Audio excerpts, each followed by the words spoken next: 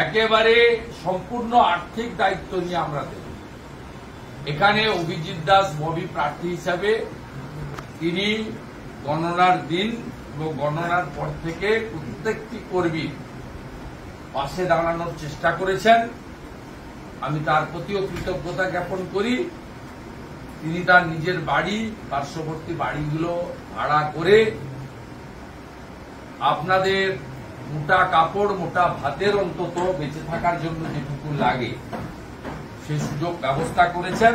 আমিও প্রতিদিন প্রচারের আড়ালে থেকে সবটা প্রচার, আমি কোনো সাংবাদিক বন্ধুকে ডাকি, আমি এখানে আসছি সূচনাও দিই।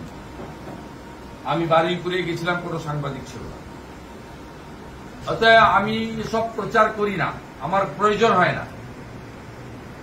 আমি নিষ্ঠার সঙ্গে 21-এর উপরও কাজ করেছি, এখনো আপনাদের পাশে দাঁড়িয়ে কাজ করাবো।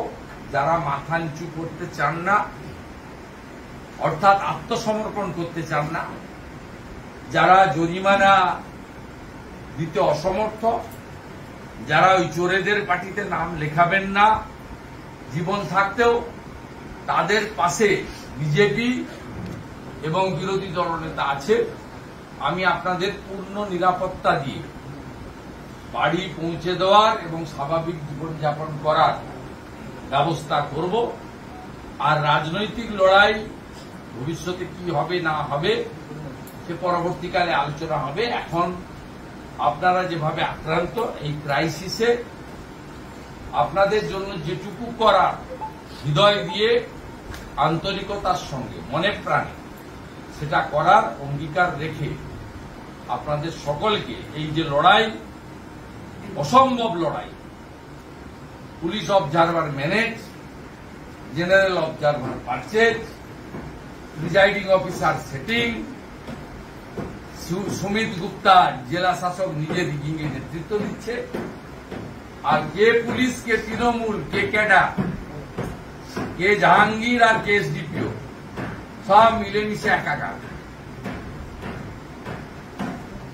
আগের দিন প্রিজাইডিং অফিসারদের থ্রেটনিং, সকালবেলা মক পোলে 300-400 করে ভোট দিয়ে সে ভোটকে ডিলিট করতে না দেওয়া,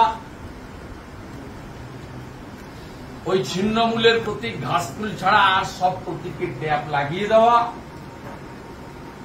এজেন্টদেরকে ঢুকতে না দেওয়া। যে কটা ঢুকেছে 8টা প্রার্থী এজেন্ট ছিল, একটা অফিসিয়াল, 7টা ড্যামি, 8টা করে গুন্ডাকে গুঁতো মেরে বের করে, মানে আপনাদের একজনকে বের করে দেওয়া।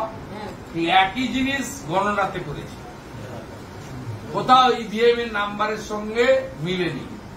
বাকি এই লুটের ভোটকে কিভাবে আইনি পথে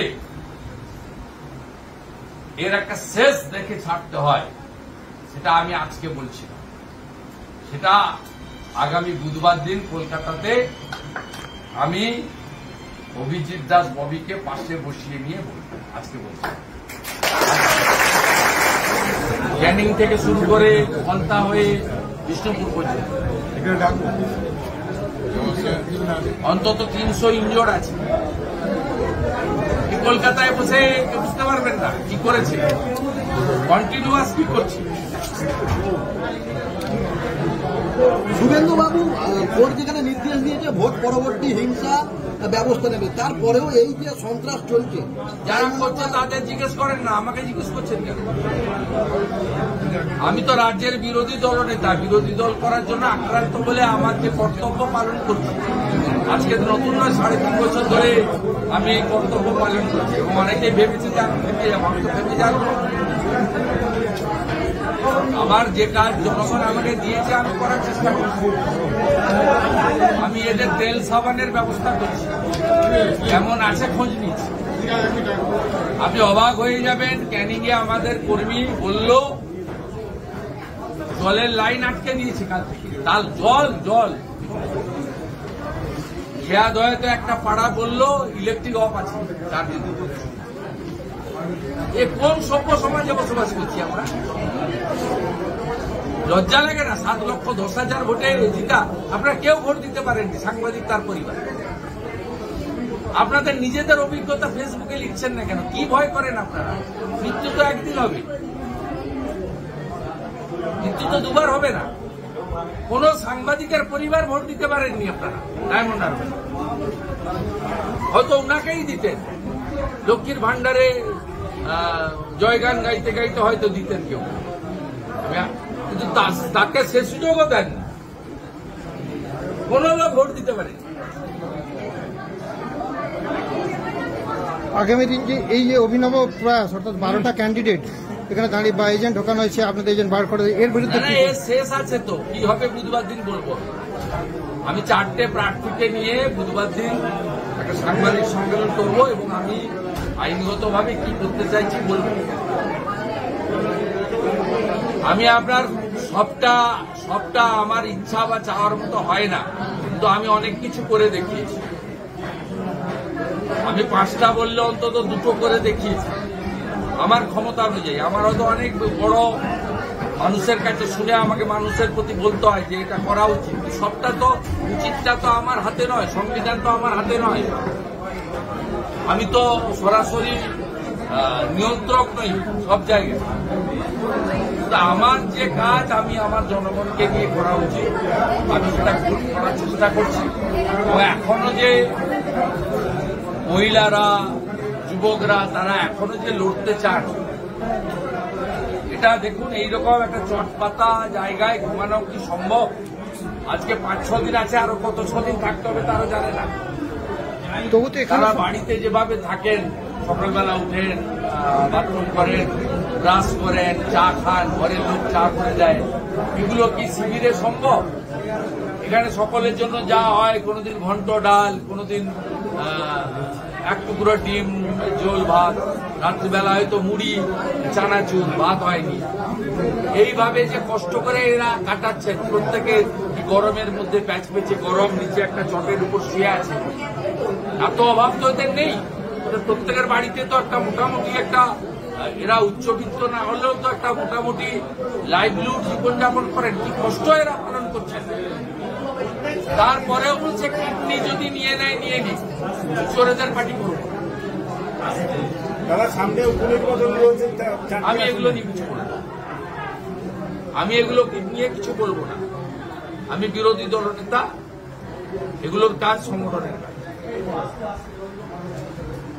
তার জন্য সংগঠন আছে, তাদের জন্য কমিটি আছে, তারা বলে। আমি এখনো পর্যন্ত দক্ষিণ চব্বিশ কত পরিবার ভোট ছাড়া বা ডায়মন্ড হারবার কেন্দ্রে এখন পর্যন্ত কত পরিবার? আমি তো ওখানে 254 মিট করলাম, এখানে প্রায় 100-র উপরে মিট করলাম। আমি নিজেই তো 350-র উপরে মিট করি। আমার ধারণা 3 থেকে 4 হাজার পরিবার ভোট ছাড়া। শুভেন্দুবাবু, কোন বিধানসভা সব থেকে বেশি এখানে, ফলতা না বিষ্ণুপুর? কোন বিধানসভা বেশি আক্রান্ত হয় মানুষ এখানে? কি জানলেন রায়গঞ্জ লোকসভা থেকে? বিষ্ণুপুরে কিছুটা প্রতিরোধ হয়েছে বলে এখানে আক্রমণটা বেশি করছে। যেহেতু বিষ্ণুপুরে একটু প্রতিরোধ হয়েছে এবং অন্য জায়গায় 1 লাখ, 1.5 লাখ, 2 লাখ লোক লিড হয়েছে, এখানে মনে হয় 40,000 না 41,000। এবং এখানে কিছু বুথে মানে আলালের দুলাল, মাননীয় মুখ্যমন্ত্রী আলালের দুলাল কিছু বুথে হেরে গেছে।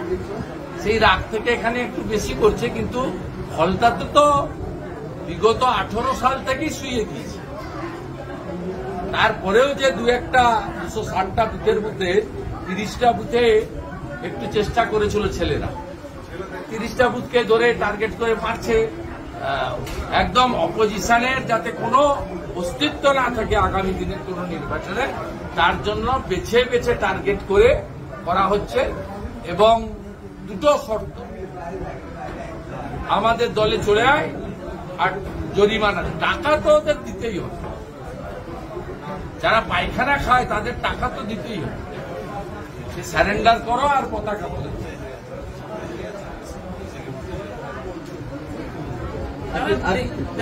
যেখানে বলেছিল যে সংসদ 4 লক্ষ ভোটের ব্যবধানে জিতলে, সেখানে প্রায় 7 লক্ষ ভোটের ব্যবধানে। আপনি নিজে ভোট দিতে পেরেছেন, আপনার পরিবার ভোট দিতে পেরেছে, আপনি কাকে প্রশ্ন করছেন? আমার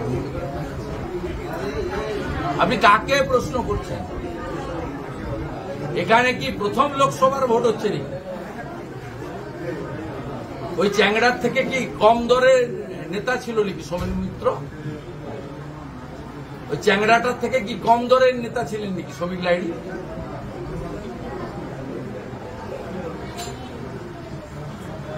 আবুল হাসনাত খান কি ওর থেকে কম দরের নেতা ছিলেন? অমল দত্ত কি ওর থেকে কম দর? যে ভারত বিখ্যাত সাংসদ, যে দল করতে পারে। সোমনাথ চ্যাটার্জি এবং ধীরেন বসু আর আপনার অমল দত্ত ভারতের সংসদীয় ইতিহাসে নাম লেখা আছে। তারা কি এত মানে আনপপুলার ছিলেন, তাদেরকে লড়ে 30,000-এ, 40,000-এ, 60,000-এ, 70,000-এ জিততে হয়েছে। আর ইনি এমন ধনুর্ধর, 7,19,000 না 10,000। দাদা, কেন্দ্রীয় বাহিনী দক্ষিণ 24 পরগনা তো দেখতেই পাইনি কোথাও। পুলিশ ব্যবহার করতে দেয়নি। কেন্দ্রীয় বাহিনী ওই করেন কেন? আমি যদি বিজেপি করে বলি, কেন্দ্রীয় বাহিনী এমএইচ এর আন্ডারে। কেন্দ্রীয় বাহিনী তো রাজ্য পুলিশের আন্ডারে। রাজ্য পুলিশের ট্রেকারে একটা করে এসআই বসে আছে। আমতলা আসার 5টা রাস্তা আছে। যে রাস্তাটা দিয়ে ঘুরে এলে আমতলায় বেশি সময় লাগে, সেই রাস্তাটা দিয়ে ঘুরিয়ে ঘুরিয়ে নিয়ে এসছে। তার আগে বলে দিয়েছে সরিয়ে দে।